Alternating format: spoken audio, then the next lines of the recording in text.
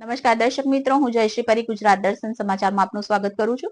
જોઈએ આજના વિશેષ સમાચાર. કચ્છમાં સૌ પ્રથમવાર ગુજરાતી ગ્લોબલ એવોર્ડ 7 અને 8 માર્ચે યોજાશે.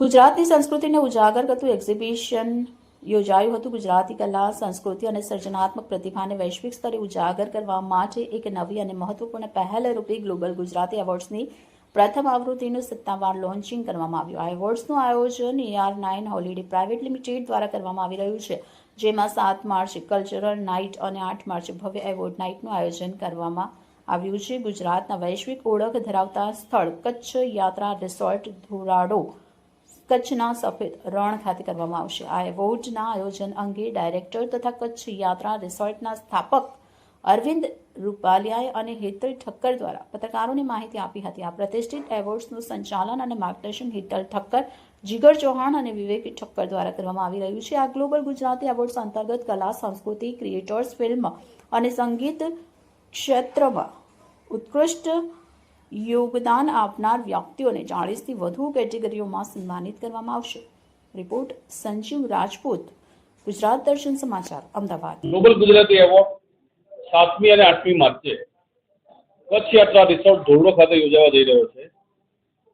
આ કાર્યક્રમ 2 દિવસનો રહેશે. 6 તારીખે અહીંયાથી અમારી ટીમ ત્યાં ધોરડો આ બધા આયોજન માટે જવા રવાના થશે. 7મી તારીખે ત્યાં કલ્ચરલ નાઇટ છે કે જેમાં કચ્છનું લોકલ જે પોપ છે, જે કલ્ચરલ પ્રોગ્રામ છે, જે લોકલ આર્ટિસ્ટો છે એમને ચાન્સ આપવામાં આવશે, એમને એક પ્લેટફોર્મ આપવામાં આવશે અને એ આખો સાંસ્કૃતિક કાર્યક્રમ 7 તારીખે રજૂ થશે.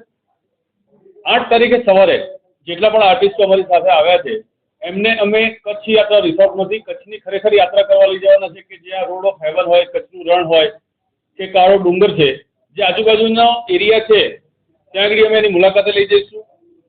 અને 8 તારીખે સાંજે 6:30 વાગ્યાથી ત્યાં આગળ આપણી ગ્લોબલ ગુજરાતી એવોર્ડ નાઇટ શરૂ થશે. ગ્લોબલ ગુજરાતી એવોર્ડ નાઇટ જે છે તે 40 કેટેગરીમાં છે અને આ અલગ અલગ કેટેગરીમાં કલા, સંસ્કૃતિ, ક્રિએટર, ફિલ્મ અને મ્યુઝિક આ ક્ષેત્રમાં જે લોકોએ સારું કામ કર્યું છે, જે લોકોએ સારું નામ કર્યું છે એને અમારી જ્યુરી દ્વારા પસંદ કરવામાં આવશે. આ ઇન્ડિપેન્ડન્ટ જ્યુરી છે કે જે ફિલ્મ કલા ક્ષેત્રે પોતાના નોલેજ અને અનુભવથી આઈડેન્ટિફાય કરશે કે આ લોકોમાંથી આપણે કોઈને એમાં પસંદ કરવા જોઈએ અને એ જે બી અમને 4 નામ આપશે એમાંથી જેની અવેલેબિલિટી હશે, જેની અનુકૂળતા હશે. કારણ કે આપણી તારીખ જે છે એ વુમન્સ ડે છે અને 8 તારીખે બધા જ અવેલેબલ હોય એવું શક્ય નથી.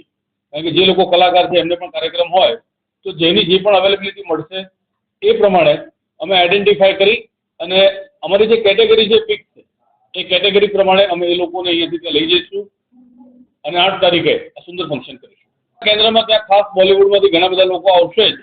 નામ અત્યારે હું તમને જાહેર એટલા માટે નથી કરી શકતો કારણ કે આ કાર્યક્રમનું વિમોચન જ આજે થઈ રહ્યું છે.